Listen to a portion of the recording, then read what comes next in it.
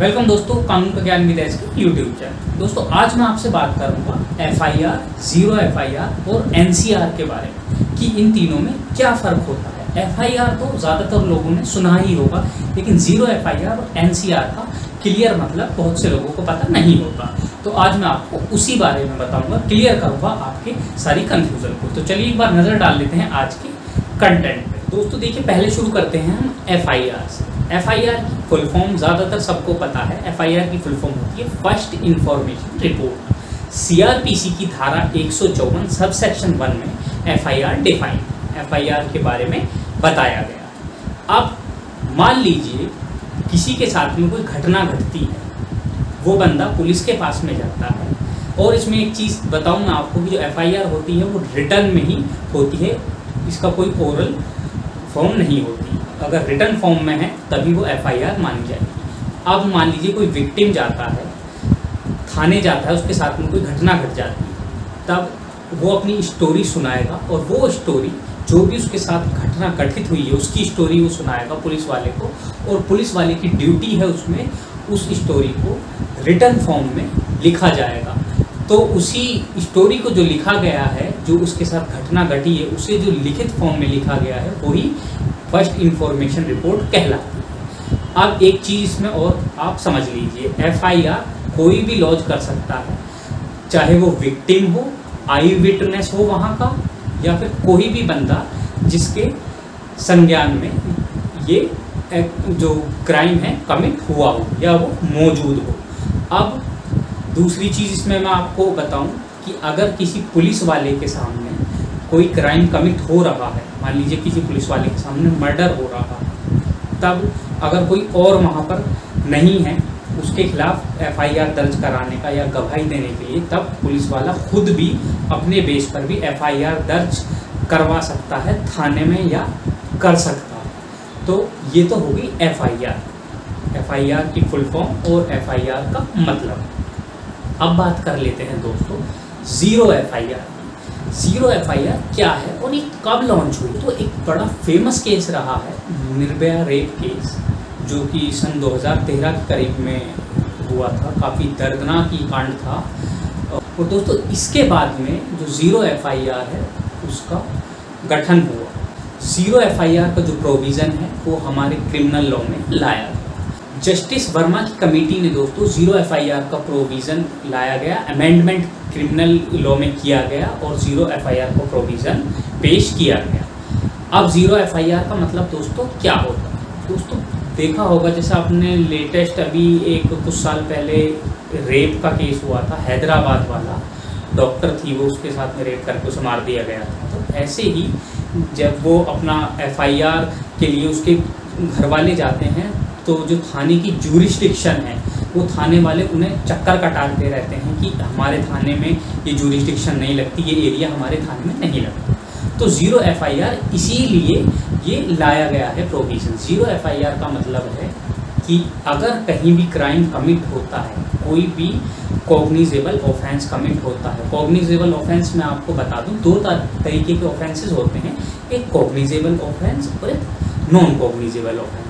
Cognizable जो offences होते हैं दोस्तों, जैसे कि जो हीनियस क्राइम के ऑफेंसेस होते हैं, मर्डर, रेप, इस टाइप के जो ऑफेंसेस होते हैं, जिनकी जो नेचर है, क्रिमिनल नेचर जो है हीनियस है, यानी कि बड़े क्राइम है, वो कॉग्निजेबल ऑफेंसेस होते हैं। और इन ऑफेंसेस में पुलिस को पावर है बिना किसी वारंट के वो अरेस्ट कर सकती है और बिना किसी कोर्ट ऑर्डर के वो इन्वेस्टिगेशन कर सकती है जब वो चाहे।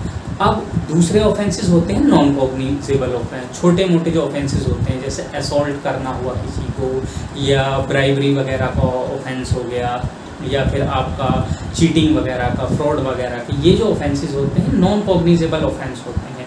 ये छोटे प्रकार के ऑफेंसेस होते हैं। तो इसमें जो है पुलिस को कोर्ट का ऑर्डर चाहिए होता है इन्वेस्टिगेशन के लिए और अरेस्ट करने के लिए। तो जो ज़ीरो एफआईआर का जो प्रोविज़न लॉन्च किया गया है, जो ज़ीरो एफआईआर का अमेंडमेंट है, इसीलिए किया गया है कि जो बड़े क्राइम के जो नेचर हैं, हीनियस क्राइम के, उनमें जो एक्शन है पुलिस तुरंत ले ले, क्योंकि कॉग्निजेबल ऑफेंसेस में पुलिस को पावर है, वो तुरंत एक्शन ले सकती है। और इसमें जो ड्रामा होता है पुलिस का कि हमारे एरिया में ये नहीं लग रहा, आप दूसरे थाने में जाइए, या ये एरिया हमारे थाने के अंदर में नहीं आ रहा, तो ये जो ड्रामा हो जाता है ये बहुत गलत होता है। गलत इन द सेंस जो वहाँ पे एविडेंसेस हैं वो मिटाए जा सकते हैं, ऐसा सब कर रहे हैं। तो इसी को देखते हुए जो 0 FIR का प्रोविज़न है ये लॉन्च किया गया, ये अमेंडमेंट किया गया हमारे कानून में, जिससे कि पुलिस कभी भी एक्शन ले ले। और इसमें ऐसा होता है कि जब मान लीजिए किसी के साथ में कोई क्राइम कमिट होता है और FIR लिखवाने जाते हैं, कोई भी नियरेस्ट थाना पड़ रहा हो, अब अगर उनके थाने में वो एरिया नहीं भी आ रहा है जहाँ पे वो क्राइम कमिट हुआ है,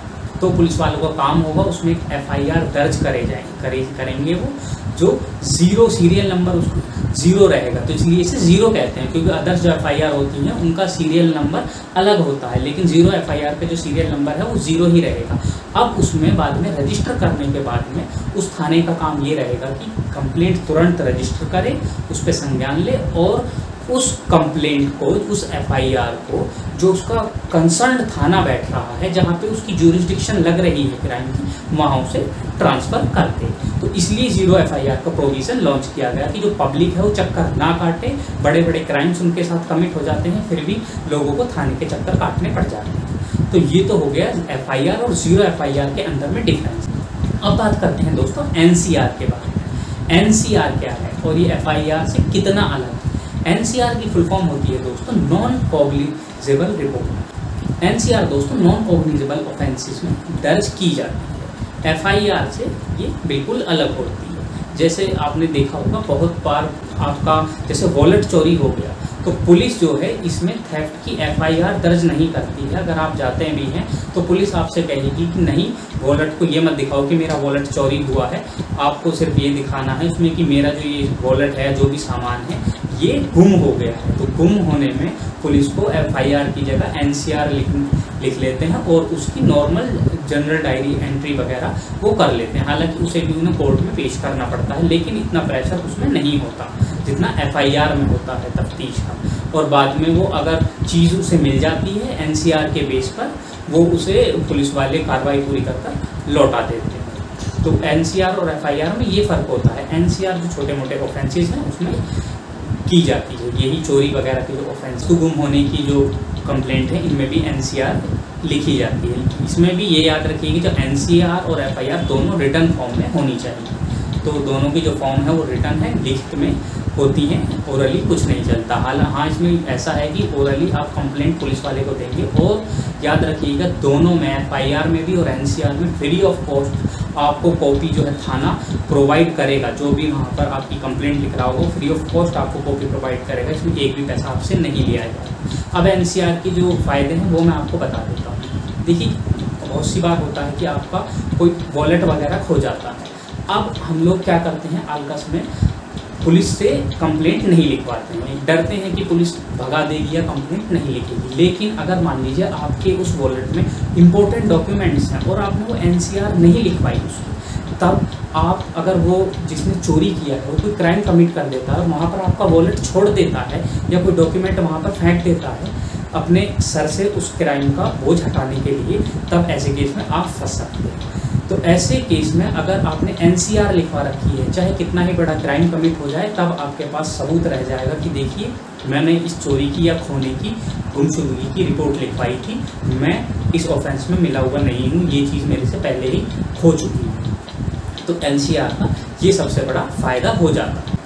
तो दोस्तों ये होता है फर्क NCR, FIR और 0 FIR। उम्मीद करता हूँ आप लोग अच्छे से समझ गए हैं। दोस्तों ऐसे ही वैल्यूएबल कंटेंट को देखते रहने के लिए इस वीडियो को तो लाइक कर दें, शेयर, और जो नीचे रेड बटन आ रहा है उसे प्रेस कर दोस्तों चैनल को सब्सक्राइब कर दें और बेल आइकन जरूर प्रेस कर दें, जिससे कि मेरी हर वीडियो का नोटिफिकेशन आपको टाइम पर मिलता रहे। Thank you.